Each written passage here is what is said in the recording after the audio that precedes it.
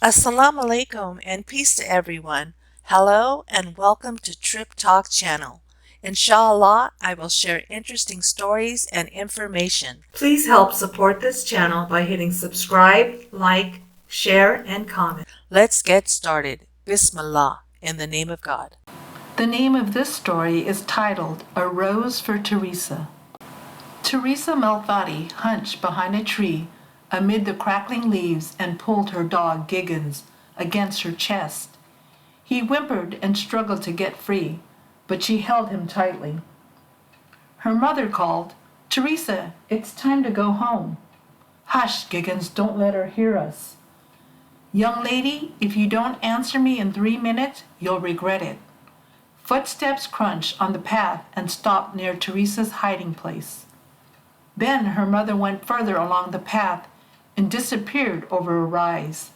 Suddenly Giggins leaped from Teresa's arm and sprinted away among the trees. "Giggins, wait! Come back!" Teresa gathered up her heavy skirts and waded through the knee-deep leaves. "Giggins! Oh, please come back, you mean dog," she panted. Sweat trickled into her eyes. She brushed her damp curls from her forehead. The woods were suddenly silent. Her dog seemed to have vanished entirely.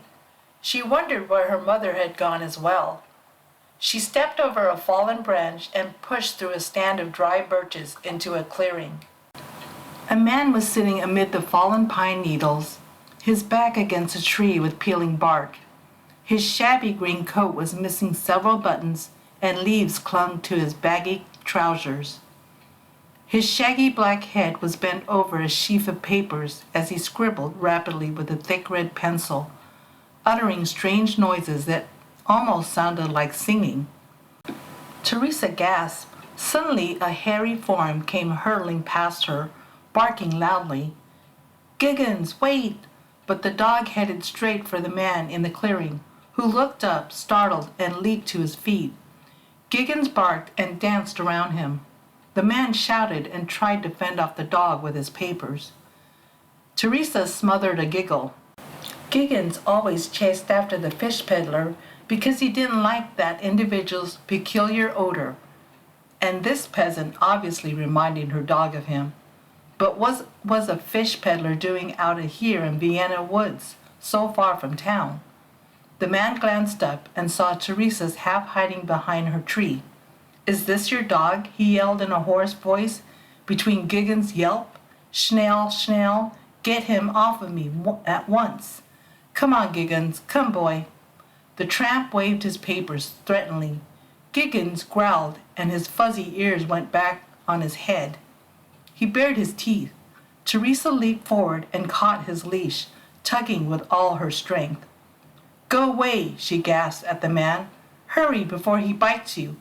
Much to her relief, the strange man hurried away, grumbling loudly that all dogs ought to be chained up in cages. To her relief, she saw her mother waiting for her on the path, her hands on her hips. Frau Malfatti frowned. "Honestly, Tessie, you're such a child. One would never know you're 18 years old." "Oh, Mama, we just met the strangest man. Giggins didn't like him at all." Leaves clung to Teresa's dark curls, and her face was smudged with dirt. "Please, Mama, let's stay a little longer. I'm so tired of being cooped up in the house." Her mother clucked her tongue impatiently. "Must we go through this every time we come here? I know you love nature, Tessie, but enough is enough. My feet are sore, and we must hurry back to town. We're having company tonight." Teresa perked up at once. "Oh, who is it this time?" She wrapped Giggins' leash around her wrist, and they started back towards the carriage. "A friend of your uncle's," said Frau Malfatti, reaching to pluck a stray leaf from Teresa's hair. "I want you to be polite to our dinner guest tonight." "Of course, Mama, I always am." Teresa turned wide, innocent eyes on her mother, who wasn't fooled. The Malfatti house stood on a quiet street with trees and spacious gardens between the houses. The visitors arrived promptly at 9. Dr. Malfatti was a bachelor and often took his meals with Teresa's family. He often brought his colleagues or students along, for there was always a bountiful spread. The doctor introduced his companion. Theresa gasped. It was the strange man from the woods. He was wearing a fairly neat black coat now, but his hair was just as wild. Theresa lost her nerve and ran into the kitchen, nearly crashing into her cook. "Mind yourself, Miss Tessie." The cook set down her tray of dinner rolls and wiped her forehead with one broad arm. Frau Malfatti hurried into the kitchen. "Tessie, what are you doing in here?" "Oh, Mamma, it's the man from the woods. He has terrible manners, and now Uncle has brought him to dinner." "Well, you can't stay in here. Now stop being a child and go greet our guests." Theresa dragged herself out to the foyer. Her father turned and brought her forward. "Herr van Beethoven, this is my eldest daughter, Theresa." She forced herself to curtsy. "Theresa, this is Herr van Beethoven, the distinguished composer." This unkempt clod was the great Beethoven? His ruddy face appeared unshaven, and she wondered if he ever bothered to comb his unruly hair. He was hardly any taller than she was. His small, dark eyes gazed at her intently, seeming to pierce right through her, and she looked away. Suddenly he laughed loudly. Everyone jumped. "I know you," he exclaimed, adding shyly, "I hope you tied up your dog." Theresa blushed and didn't answer.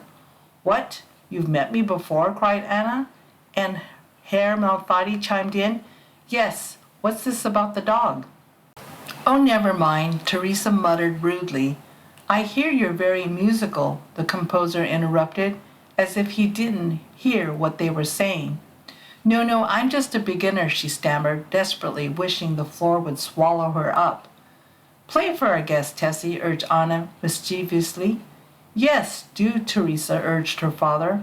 Theresa sat down. "I haven't practiced today," she said. Beethoven came over to turn the pages for her. She edged away and plunged into the piece she'd chosen, Mozart's set of variations, Ave Digiamon, which we would recognize today as Twinkle, Twinkle, Little Star. It was the most difficult piece she knew. Her sister clapped wildly, and her parents smiled proudly, too dignified to applaud. They all looked towards Beethoven and waited for his opinion. "You have talent," he said seriously to Theresa.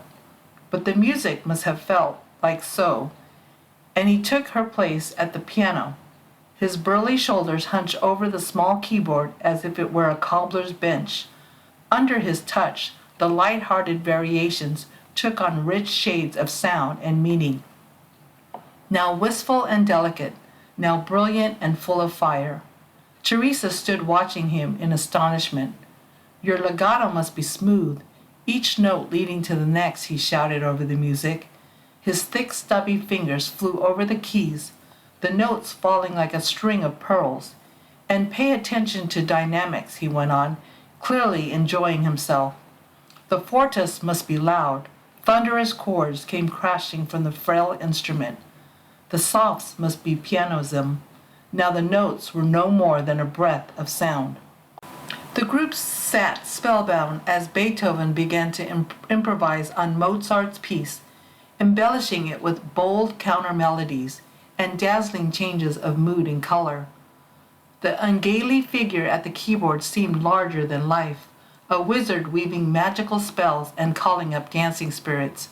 It baffled them that someone so strange and clumsy could produce such beautiful sounds. At dinner, Theresa found herself sitting next to Beethoven. He ate with great gusto, talked a lot, and when he smiled, they could see he had sparkling white teeth, a rare sight in those days. But his laugh, it was like a lion's roar that hurt everyone's ears. Anna asked him to name his favorite poets. "Goethe, of course," he replied, instantly, and Shakespeare in German. Theresa looked up at him with new interest. She loved Shakespeare too.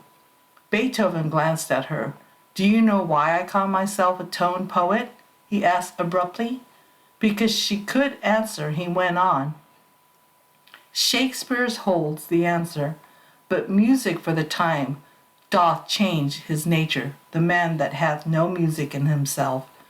"Which play is that from?" asked Frau Malfatti. Lise ventured a guess. Othello? Beethoven shook his shaggy head. It's The Merchant of Venice, Act 1, Scene 2. How about this one, Fraulein? And what love can do that dares love attempt? Romeo and Juliet? Theresa clasped her hand to her heart and declaimed, Romeo, Romeo, wherefore art thou? Romeo, deny thy father and hide thy name. You are fond of poetry, then, said Beethoven. I will lend you some of my books, if you like. Oh, we have lots of books in our library, Theresa said casually. What did you say? We have lots of poetry books her voice trailed off. Beethoven was leaning uncomfortably close to her. She edged away nervously, and then it dawned on her. She vaguely remembered her father mentioning that the composer was very hard of hearing, but too proud to admit it. So that's why he was sounding so loud and angry all the time. Theresa touched his arm timidly and offered him one of the Pepsi honey glazed pears. Beethoven gazed down at her warily for a long moment, then broke into one of his dazzling smiles and accepted her offering, his big white teeth biting into the fruit with gusto. When he asked for another, she laughed and passed him the whole dish. One spring morning, the composer turned up at her home unannounced, strolling in their garden. When she went up and touched his sleeve, Beethoven started violently. I was just admiring these roses, he explained hastily.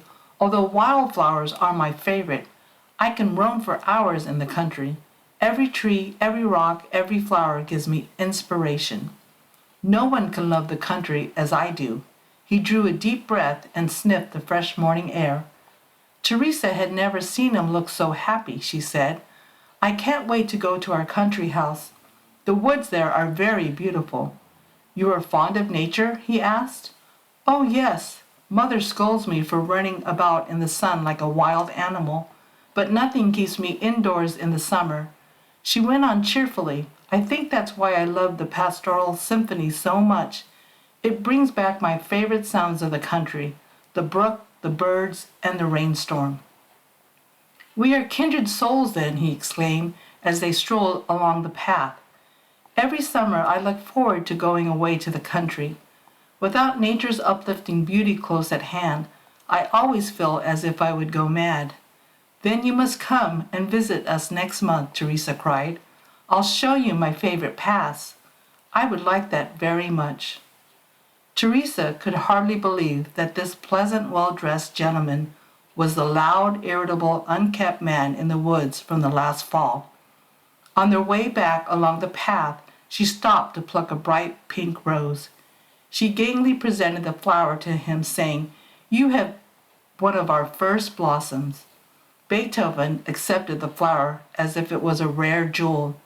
A rose by any other name, he murmured. I will treasure it always as a reminder of your beauty, Tessie. Inside the house, he offered to give Theresa a lesson. She said, My teacher said I must practice my scales every day. Bah, there's no more to good playing than scales. Listen. Beethoven sat down and began to improvise a flowing melody in the key of an A minor. It was very simple, but beautiful. Remember what I have told you, he exclaimed as he played. It's the feeling that counts. He began to embellish the short theme, turning it into a torrent of sound. Now sad, now playful, now teasing, now lightly drifting back to the original melody like a leaf falling from a tree. What beautiful music, she exclaimed. It's such a shame it's lost forever. No, said Beethoven, it's not lost. I can recall every note. And he repeated the entire piece exactly note for note. Oh, that was wonderful, cried Theresa. Could you write it down for me? He smiled at her indulgently. Certainly, Theresa, this is my rose for you. I hope you enjoyed our story today. Please hit the like button and subscribe to Trip Talk YouTube channel. Inshallah, we will see you in our next video. Masalama.